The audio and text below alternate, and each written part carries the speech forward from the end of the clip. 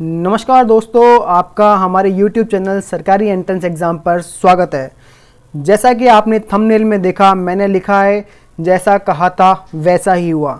जी हाँ दोस्तों, last video में मैंने आपसे राजस्थान CHO रिज़ल्ट को लेकर एक बहुत बड़ी अपडेट दी थी, पर बहुत से लोगों ने यकीन नहीं किया था। और आज मैं फिर आपके सामने इस वीडियो में वही अपडेट लेकर आ गया हूँ जो कि भरत बेनीवाल ने खुद अपने मुँह से कहा है। राजस्थान CHO रिज़ल्ट जो कि YouTube मैक्सिमम सभी लोगों ने यही कहा था कि 30 अप्रैल को डिक्लेयर हो जाएगा, पर आपसे मैंने यही कहा था कि 30 अप्रैल को रिज़ल्ट नहीं डिक्लेयर होगा।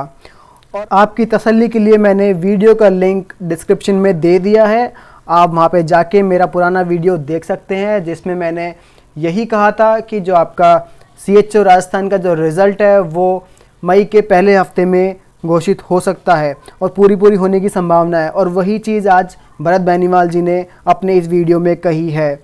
अभी आप खुद देख लीजिएगा, भरत बेनीवाल जी ने जो कहा था राजस्थान CHO को लेकर, वो मैं यहाँ वीडियो ऐड कर रहा हूँ ताकि आप खुद सुन सके।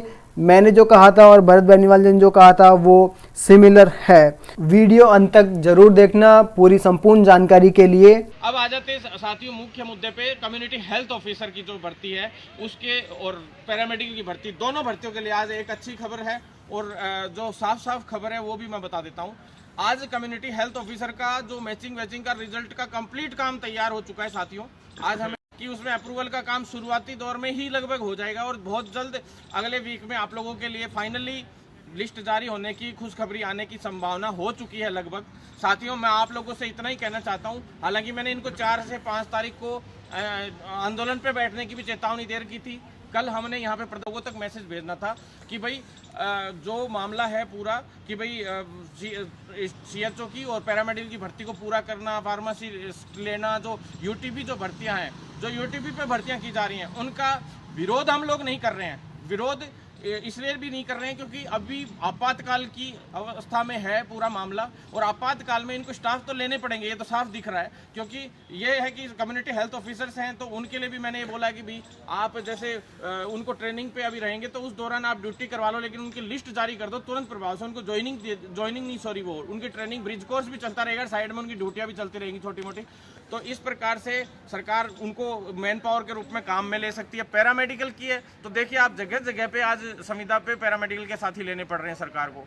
तो LT के, RT के और ECG के, अभी उन्होंने कहा कि RT की इतनी आवश्यकता नहीं रहती, तो मैंने बताया आज इनको, विभाग को भी साफ बताया कि रेडिएशन टेक्नोलॉजी जो असिस्टेंट रेडियोग्राफर होते हैं उन लोगों की भी सख्त इसलिए आवश्यकता होती है क्योंकि जो CT स्कैन जैसे और जो एक्सरे वगैरह, तो इनसे ही कोविड का ज़्यादा पता लग पा रहा है। तो इसलिए इनकी साफ हमने इनको समझा दिया कि RT हो चाहे LT के, तो खास करके बहुत सारे लोगों की ज़रूरत है फिलहाल, और भी वैकेंसियां निकालनी चाहिए सरकार को तुरंत प्रभाव से।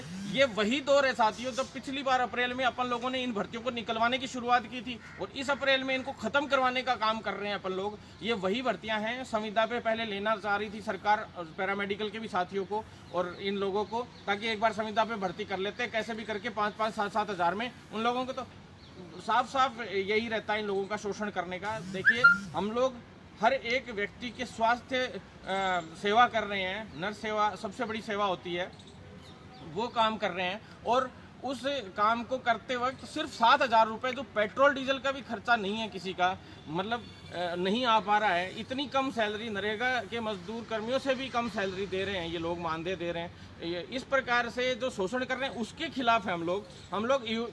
ठीक है, टेम्परेरी बेस पे लेने पड़ जाते, कई बार आपातकाल की स्थिति होती है, लोगों की जान बचाने के लिए बहुत आवश्यक होते हैं, लेकिन UTP का हम ये विरोध नहीं करें। हम लोग ये विरोध करें 26,800 रुपये सैलरी जैसे नर्सेज के लिए, पैरामेडिकल स्टाफ के लिए 19,000, 18,000 कुछ, इस प्रकार से जो सैलरी है फार्मेसी के लिए 20,000, 22,000 के समथिंग। तो इस प्रकार जो सैलरी का मापदंड है वो एकदम जो सेट होना चाहिए था। जो हम सुप्रीम कोर्ट से केस भी जीत के आ चुके हैं उसको राजस्थान सरकार ने अब तक लागू नहीं किया, तो उसको लागू करे, ताकि पहले UTP पे जो नर्सेज थे उनके लिए हमने उस टाइम आंदोलन हुआ था भाई प्राइवेट हॉस्पिटल्स का सभी का, और सारी प्राइवेट हॉस्पिटल सारे बंद हुए थे, तो हमने उस वक्त करवा भी लिया था। 26,800 रुपये पहले वाले UTP नर्सेज को मिलते भी थे, लेकिन उसको अब वापस से इन्होंने 7,000 कर दिया था। इस साल भर में जो भी भर्तियां आई हैं सारी 7,000 से आई हैं, प्लस NHM कर्मी हैं उनके साथ भी यही। अभी तक उनकी जो एनएचएम में लगे हुए जितने भी स्टाफ हैं उनकी जो 15% का जो बढ़ोतरी होकर पेमेंट आना था वो फाइल अब तक रोक ली। बताओ,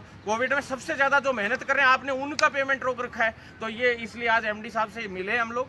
कम्युनिटी हेल्थ ऑफिसर की मैं आप लोगों को बता देता हूँ साथियों, सीएचओ की सबसे बड़ी बात बता देता हूँ कि अगला वीक फाइनली लगभग तय सा मानो कि अगले वीक में फाइनल तय ही मानो कि भी रिजल्ट आ जाएगा। 4 तारीख को इसमें डीबी में भी सुनवाई है सीएचओ की। अगर वैसे तो अप्रूवल दे ही देंगे और अप्रूवल भी ऊपर नीचे होता है तो भी अप्रूवल तो खैर ऊपर नीचे होना ही नहीं है, सिंगल बेंच का भी फैसले का तो करेंगे ही अनुपालना। ऊपर से डीबी में भी ये लोग हर तरीके से कि भी अगर कोई को 1-2 कोर्ट केस भी कोई गलती से आ जाए, कुछ और आ जाए आगे चल के, तो उसके मुकाबले के लिए भी डीबी के हिसाब से भी रिजल्ट का अपना ले सकते हैं साथियों।